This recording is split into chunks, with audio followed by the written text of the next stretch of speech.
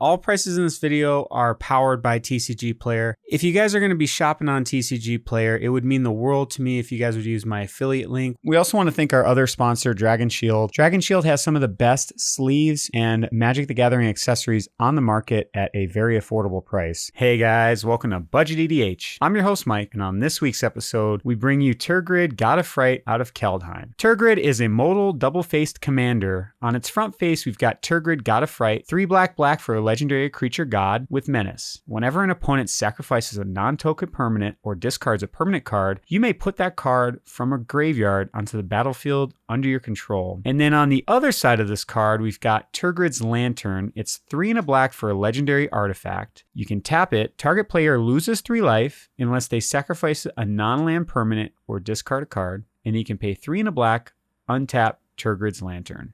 Let's talk about the stats of this deck. So we've got 11 ramp cards in here. We've got 9 ways of drawing additional cards. Now, that is a little light, but we do have some very powerful ways of drawing cards in this deck. So even though there's only 9, we do have a lot of ways of getting value. We also have a lot of ways of making sure our opponents have less cards in their hand too, with all the discard spells as well. We've got 18 interaction pieces in here because there's so many ways of making our opponents sacrifice things. We do have some targeted removal in here as well, but not that much. This just ultimately has a lot of interaction here. There's board wipes in here as well. We've got 17 ways of making our opponents discard cards. We do want to punish our opponents by making them discard cards, also sacrifice creatures, etc. And then we've got 16 ways of making our opponents sacrifice things in this deck, which is a ton. And then we do have 38 lands. The reason for the asterisk is 2 of them are modal double-face cards. So we do have 36 lands in here, and then 2 that can be lands or can also be spells. They're just almost like a free land/spell whenever you need it. So they're very good to put in your deck, and I tend to do that quite a bit. So Tergrid is all about making our opponents discard cards and sacrificing creatures or permanents and being able to put those cards right onto the battlefield under our control. So as you may have guessed, we're going to focus heavily on making our opponents discard. So ideally, we want to get Tergrid down as quickly as possible and then have a way of making our opponents discard on that turn. So for example, put Tergrid down on turn 4, leave open 1 black mana for a dark ritual, and then make all of our opponents discard a card with something like Vicious Rumors or something like that, Burglar Rat, etc. And then get all that,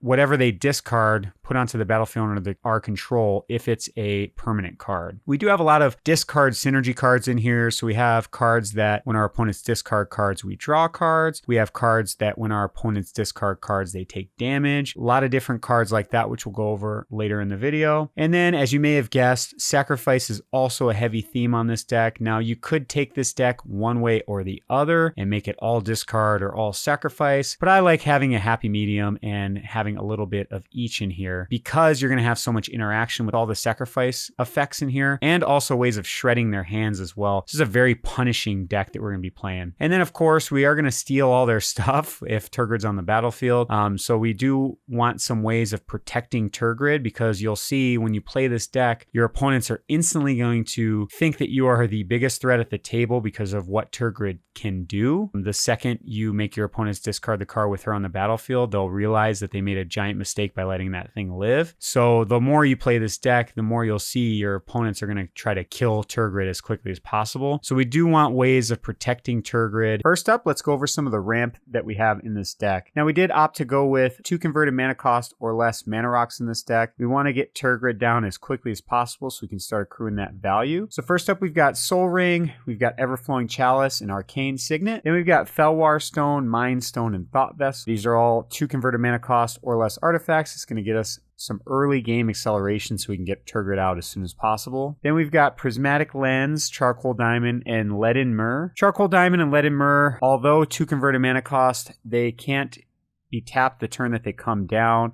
So they are a little bit slower. It's almost like having a 3 converted mana cost artifact. The only good thing about this, you can play it on turn 2. You don't got to wait till turn 3 to play it. And then we've got some early game acceleration. We've got Dark Ritual and Cabal Ritual. These are both going to let us accelerate out our commanders or other spells quickly. We can play our commander and then use a Dark Ritual to play a discard spell or a sacrifice outlet, things like that, in the same turn to make sure we're getting that value before our commander dies. We don't want to wait until we go around to turn rotation. Somebody's going to try to kill our commander, so we do want to have a way of getting that value the second our commander hits the board. Next up, let's go over some of the card draw that we have in this deck. Now, we don't have a whole lot of card draw options in here, but a lot of the ways that we're able to maintain value in this deck is by reducing our opponent's hands and then using those cards when Tergrid's on the battlefield. We'll be able to play those cards whenever they're discarded, and or by sacrificing our opponent's permanents with a lot of different sacrifice outlets that we have, and then we're able to get those cards back with Tergrid as well. So we're able to get a lot of value. So first up, we've got Knight's Whisper and Sign in Blood. They both let us draw 2 cards, and then you lose 2 life. Asylum Visitor is a more powerful one. At the beginning of each player's upkeep, if that player has no cards in hand, you get to draw a card and you lose 1 life. Now, this card's important because it does say we draw the card, not our opponent. So if they have no cards in hand, they do not draw a card. We would draw it instead. And we do have a lot of ways of getting our opponents empty-handed. This is a discard deck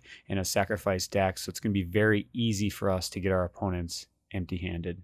Then we've got Read the Bones. This one lets us scry 2, draw 2, and then lose 2 life. Greed is a more powerful one. We can pay a black, pay 2 life, and then draw a card. And then Guess Grimoire is probably the best card draw outlet in this deck. Whenever an opponent discards a card from his or her hand, you may draw a card. In a discard deck, this card is extremely powerful and one of the better ones that we have in here. Next up, we got a couple of cards that fit into our interaction suite that are not sacrifice outlets. So first up, we've got Dismember. Target creature gets -5/-5 until end of turn. This card's really good because it has Phyrexian in its mana cost. So you can pay 4 life and 1 colorless mana to cast this spell. So it's really cheap to cast and it will kill most creatures on the board. Then we've got Hagra Mauling. I like to include this because it's a double-faced card that has a land on the other side. So it's like we have an extra land in our deck for a very minimal cost. And then if you do need this at some point in the game, let's just say you draw this card and you're flooded on lands, at least you have a way of destroying a creature with this card. It's an instant for 4, destroys any creature, which is really powerful. Next up, let's go over all the ways that we have of making our opponents discard cards, getting them empty-handed. We do have a lot in here to go over. So first up, we've got Divest.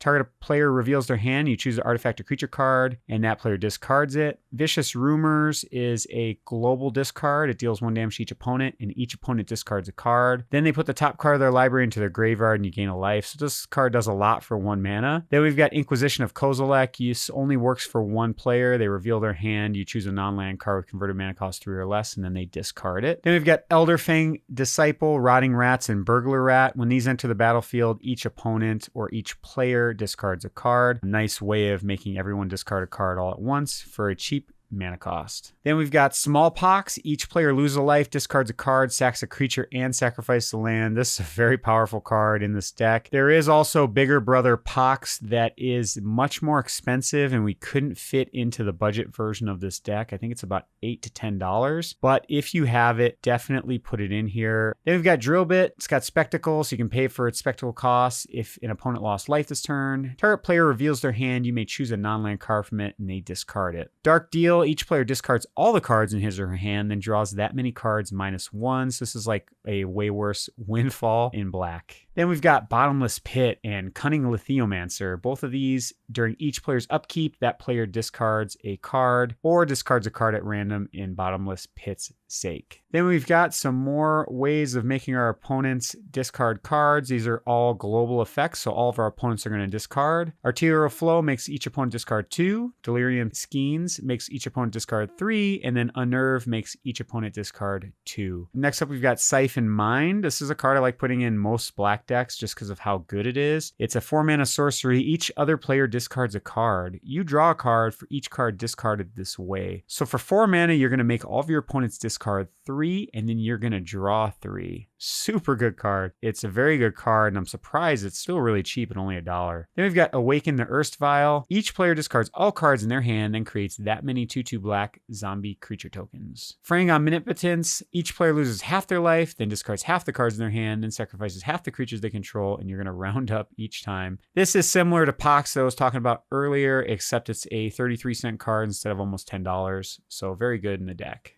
Then we've got Bad Deal. You draw 2 cards, each opponent discards 2 cards, and then each player loses 2 life as well. And then this is the Liliana that I was talking about earlier. It's really good in this deck. It's actually pretty cheap. It's only $5 out of M21. Liliana, Waker of the Dead. Each player discards a card. Each opponent who can't loses 3 life. And then it's got a couple other abilities we don't really care about that much. -3, target creature gets a -X until end of turn, where X is the number of creature cards in your graveyard. It's got some removal. And then -7, you get an emblem with, at the beginning of combat on your turn, put target creature card from a graveyard onto the battlefield under your control. It gains haste. So if you get up to that -7 ultimate, that is powerful, but more often than not, we're just going to be making our opponents just discard their hand every turn. Next up, let's talk about all the ways that we're able to make our opponents, sometimes also ourselves, sacrifice creatures or permanents, which is exactly what we want to do in this deck, because we want to be able to get those cards back whenever they're sacrificed, and our opponent has to give us those permanents whenever they die. So first up, we've got the suite of all of the creatures that when they enter the battlefield, each player sacrifices a creature. So we've got Demon's Disciple, Fleshbag Marauder, and Plague Crafter. There is one more creature called Merciless Executioner that does the exact same thing as all these, except it costs a little bit more. It's like a little bit over $1. So I don't think you need all 4 of them. I did go with the cheaper options here. Demon's Disciple, Plague Crafter also have a little bit of an additional value on there too. They can make your opponent sacrifice a Planeswalker instead of a creature. And then Plague Crafter also makes them discard a card if they don't have a creature or Planeswalker on the battlefield. So you get some additional value that way as well. Yeah, 3 out of the 4, whatever you have sitting in your box, is going to be perfect for this deck. Then we've got Innocent Blood. Each player sacrifices a creature, so this does include you. Then we've got Liliana's Triumph. Each opponent sacrifices a creature. If you control a Liliana Planeswalker, each opponent also discards a card. So incidentally, we do have a Liliana Planeswalker in our deck, which we'll go over here shortly. It does have some value with this deck, making our opponents discard cards as well. Then we've got Mire and Misery. Each opponent sacrifices a creature or an enchantment. As you'll see with this, we want ways to make all of our opponents, or even us, sacrifice creatures. We don't want to just make it targeted towards one opponent. Although I think we do have a couple options in here that do target just one player as well. If we can get a global effect that's going to make every player sacrifice a creature, it's going to be much more powerful and more impactful on the game. It's going to get us that much more value with Tergrid on the battlefield. Then we've got Soul Shatter. Each opponent sacks a creature or planeswalker with the highest converted mana cost among creatures and planeswalkers they control. Pharika's Libation. Target opponent sacks a creature or target opponent sacrifices an enchantment. Then we've got Vona's Hunger. It's got Ascend. If you control 10 or more permanents, you get the City's Blessing for the rest of the game. Each opponent sacks a creature, and then if you have the City's Blessing, which is easy to do in this deck, instead, each opponent sacrifices half the creatures he or she controls, rounded up. So this can be almost like a pseudo board wipe in the deck if you've got 10 permanents on the battlefield. And it is one-sided as well. Then we've got Desolation. This is an older one out of Visions. It's an enchantment. At the end of each turn, each player who tapped a land for mana during that turn sacrifices a land. If a plains is sacrificed this way, it also deals 2 damage to that plains controller. Not exactly what we care about in this deck. We just care about that our opponents sacrifice those lands. This is a nice little way that we're able to generate some ramp whenever our opponents sacrifice land. Tergrid's going to put those back onto the battlefield. Then we've got Killing Wave. It's a sorcery, black and X. For each creature, its controller sacrifices it unless he or she pays X life. And then we've got Archfiend of Depravity. It's a demon with flying. At the beginning of each opponent's end step, that player chooses up to 2 creatures he or she controls and then sacrifices the rest. So these are some nice little board wipes that can help wipe the board, but then with Tergrid on the battlefield, you also get to get all those creatures back as well. Then we've got Sat's Will. It's out of Commander Legends. It's an instant. Choose one. If you control a commander when you cast a spell, you get to choose both instead. Each opponent sacks a creature they control with the greatest power. Exile all cards from all opponents' graveyards, then create X01 black Thrall creature tokens where X is the greatest power among creature cards exiled this way. So almost always we're going to go with each opponent sacks a creature with the greatest power, but every once in a while we'll get a bunch of fodder and a bunch of Thralls with this card as well if we have Tergrid on the battlefield. Then we've got the Eldest Reborn. It's a saga out of Dominaria. Each opponent sacks a creature or planeswalker. Each opponent discards a card and then put target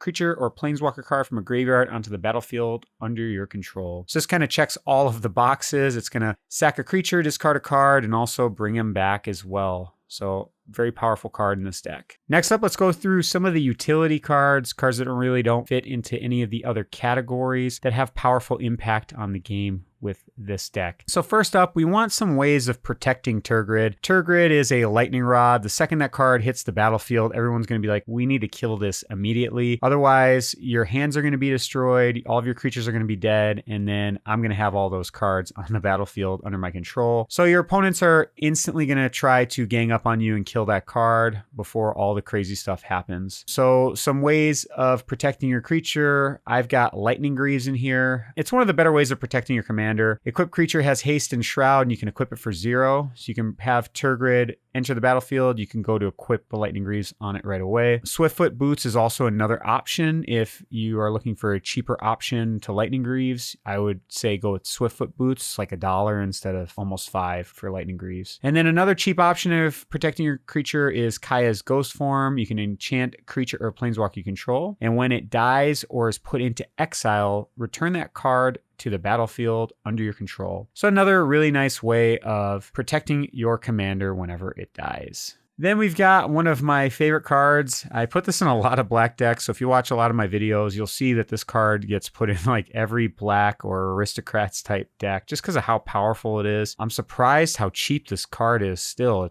It's such a good card for how cheap it is. We've got Sir Conrad the Grim. It's a legendary creature. Whenever another creature dies or a creature card is put into a graveyard from anywhere other than the battlefield, or a creature card leaves your graveyard, Sir Conrad the Grim deals 1 damage to each opponent. So basically anytime anything happens, it's going to deal damage to each opponent. And then you've got 1 in a black. Each player mills a card, so it's got a way of dealing that damage built right into him. But with so many ways of making your opponents discard cards, sacrificing creatures, etc., Sir Conrad's a really nice card to include in here to get some incidental damage whenever you are doing what the deck is trying to do. Then we've got Dreadhorde Invasion. It's an enchantment. At the beginning of your upkeep, you lose 1 life and amass 1. And then to amass is to put a +1/+1 counter on an army you control. If you don't control one, you create one. It's a 0/0 black zombie army creature token. Whenever a zombie token you control with power 6 or greater attacks, it gains lifelink until end of turn. I like this card. It's cheap. It's like Bitter Blossom, but way less expensive of giving you a creature or putting additional power on the board every single turn. The only thing I don't like about it in comparison to Bitter Blossom is Bitter Blossom gives you a lot of tokens, so you'll get a 1/1 token each turn. This one puts a 1/1 counter on that creature that you already have on the battlefield. So instead of going wide, you're just going tall instead. But it does give you some value. If it has power 6 or greater, it also gives you some lifelink too. So it's worth it. At only 50 cents, it's a really great card. I like including it in some of my mono black decks that I have. Next up, we've got Wishclaw Talisman. It's 1 in a black for an artifact. It enters the battlefield with 3 wish counters on it. You can pay 1 and tap it, remove the wish counter from it, search your library for a card, put it into your hand, then shuffle your library. So that's basically Demonic Tutor. And then the only downside here is an opponent gains control of it. Activate it only during your turn. You get to Demonic Tutor, look for any card in your deck, but then you have to give it to an opponent. I do like this card because you can use it as a political piece as well. So if your opponents, there's something on the board that is killing you, you can make a plea with another opponent to say, get a board wipe or something like that, and say, hey, if you get this, will you take care of this for me, or some sort of a political favor. So you want to get that kind of value out of it if you can. I think it makes it that much better if you can do that with this card. Next up, we've got Megrim. It's an enchantment. Whenever an opponent discards a card, it deals 2 damage to that player. In a discard deck, this card's going to do a lot of damage. Now, there's a lot of other cards that do the same thing. Liliana's Caress is another one. There's a bunch of them that. And then we also have Tainted Aether in this deck. Whenever a creature comes into play, its controller sacrifices a creature or land. This is a very powerful card. It's an old one, but it's going to get you a lot of value with Tergrid on the battlefield. Whenever they play a creature, they got to sack a creature or land, and then you're going to get a creature or land out of that deal. So a very good card for you, terrible card for your opponents. Thank you so much for watching our video today. If you like this video and you want to see more Budget Commander content, please subscribe to our YouTube channel. And you can also check us out on patreon.com/BudgetEDH. There's a bunch of different tiers and ways to interact with us outside of YouTube. We'll see you guys next time.